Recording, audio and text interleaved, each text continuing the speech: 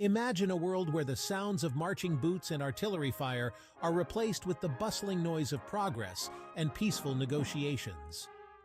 In this unprecedented scenario, nations divert billions from defense budgets directly into healthcare, education, and infrastructure. The financial windfall could potentially transform economies, lifting millions out of poverty and dramatically improving quality of life. As we delve into this thought experiment, consider the role of organizations like the United Nations, which strive for global peace but often face criticism for being influenced by the military agendas of powerful nations. Without armies, would these organizations operate more effectively, free from the shadow of militaristic leverage?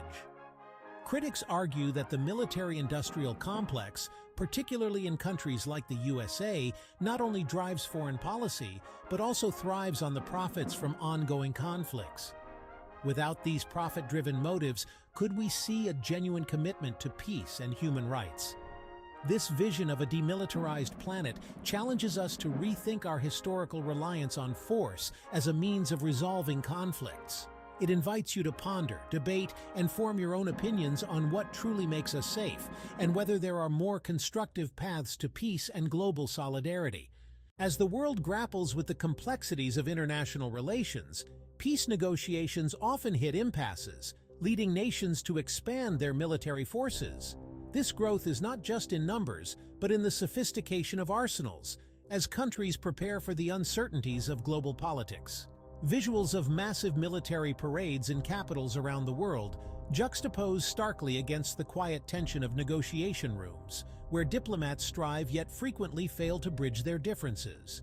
This scene unfolds against a backdrop of global maps, their countries shaded to depict varying military strengths, illustrating a somber reality.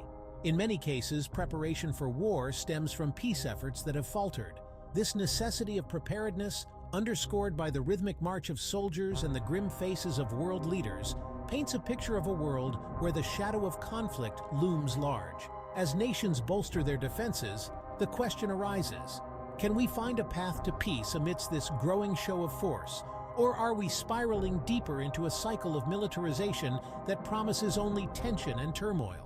Reflect on this as we explore the delicate balance between maintaining national security and striving for enduring peace. At first glance, the notion of compulsory military service might evoke images of rigid marches and stern-faced soldiers.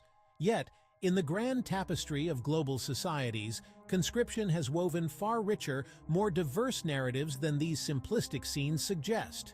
Around the world, mandatory military service plays a pivotal role in shaping national identity, social structures, and even international diplomacy. It is a mirror reflecting each nation's historical scars and aspirations, transforming young civilians into both soldiers and citizens. To unthread the complexities of conscription, we must embark on a global tour, exploring how different countries harness this system and the profound impacts it has on their societies. In South Korea, mandatory military service is a rite of passage for most young men, a rigorous stint that is as culturally significant as it is defensive.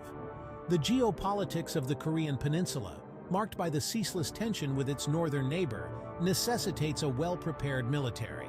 Yet beyond the surface level, conscription serves as a crucible for forging communal bonds and instilling values like discipline and patriotism.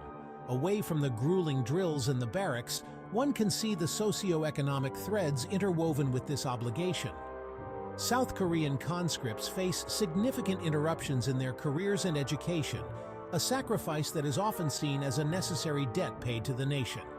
This interlude, however, is not without its critics and controversies, especially regarding equity and mental health concerns. Similarly, in Israel, where military service is mandatory for both men and women, conscription is intrinsic to national identity. The Israeli Defense Forces, IDF, are not just a military institution but a melting pot where individuals from diverse backgrounds come together, fostering a strong sense of national unity and collective responsibility. In contrast to South Korea's highly centralized approach, Israel offers pathways within its military framework that cater to a wide range of abilities and interests, from combat units to intelligence and technology roles. Despite these options, the Israeli model of conscription is continuously under scrutiny. Issues such as discrimination against minorities, the integration of ultra-Orthodox Jewish communities, and the long-term effects on Israeli-Palestinian relations provide a complex backdrop against which the merits and challenges of the system need to be assessed. Moving westward to Russia, we uncover a legacy of military conscription that intertwines with the narratives of its grand historical empire. Russia's approach to mandatory service is driven by a mingling of necessity and national pride. Like its predecessors, the modern Russian state uses conscription as a tool not only for defense, but also for instilling a sense of duty and allegiance to the nation. However, Russia faces its unique set of challenges. The sheer size of the country and the diversity of its population make the implementation of a uniform conscription policy complex. Issues of corruption, hazing, and evasion frequently surface, revealing the darker undercurrents within the conscription system. These problems not only undermine the effectiveness of the service, but also reflect wider governance issues that Russia continues to grapple with.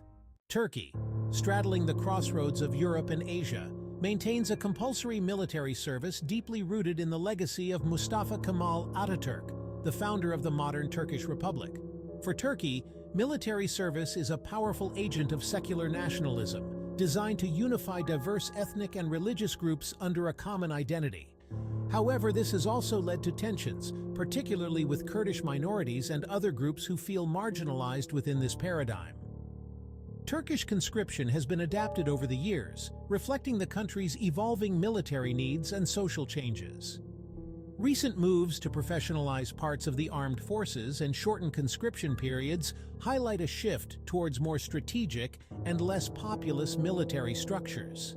Yet the challenge remains, balancing a model of conscription that can preserve national unity without exacerbating existing societal fissures. In contrast to its neighbor Israel, Iran also maintains a mandatory military service, but with a distinctly different set of policies and societal implications.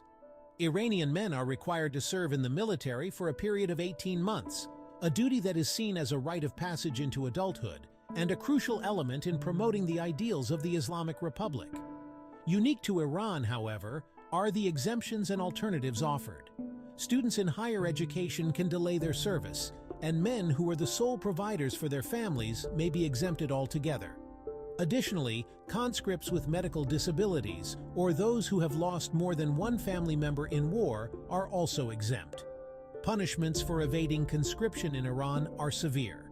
Those who avoid service face restrictions on employment, are barred from leaving the country, and cannot obtain a variety of governmental services. This has created a significant impact on the lives of many young Iranian men, forcing tough choices between personal and familial obligations and national duty. The cultural backdrop of Iran, with its rich history and complex social fabric, adds layers of significance to its conscription policies. The military service is not only about defense, but is deeply intertwined with national identity and the Islamic values promoted by the state. This approach stands in stark contrast to Israel's conscription model, which, while also compulsory, includes a broader range of exemptions for religious, moral, and psychological reasons, reflecting the diverse and often divided society within Israel. In both countries, conscription is a mirror reflecting each nation's unique challenges and cultural landscape. As we've explored various conscription models around the world, it's clear that each country tailors its military service requirements to fit its unique socio-political landscape. From South Korea's strict enforcement and technological edge to Turkey's recent shifts towards paid exemptions, these policies reflect deeper national values and priorities. In countries like Israel and Iran, conscription is not just a duty, but a profound cultural and ideological statement, molding citizens into the fabric of national identity. As we continue to witness changes and challenges globally, the role of conscription will undoubtedly evolve, potentially leading to new forms of national service or alternative defense strategies. How does your country approach conscription, and what changes would you like to see? Share your thoughts in the comments below. As we wrap up our journey through the intricate world of conscription, We hope you've gained insights and new perspectives. If you found this video informative and engaging, please give it a thumbs up and consider subscribing to our channel for more thought-provoking content. Don't forget to hit the notification bell to stay updated on our latest uploads. Your support doesn't just stop here. Check out the affiliate links in the video description below for your online purchases, from tech gadgets to your daily groceries. Every purchase helps support our channel, allowing us to bring more quality content your way. Sharing is caring. Spread the knowledge by sharing this video with friends, family, and on social media. Engage with us in the comments section. We love hearing from you and learning together as a community. Thank you for watching and being a part of our channel's journey. Stay curious, stay informed, and let's continue to explore the world together.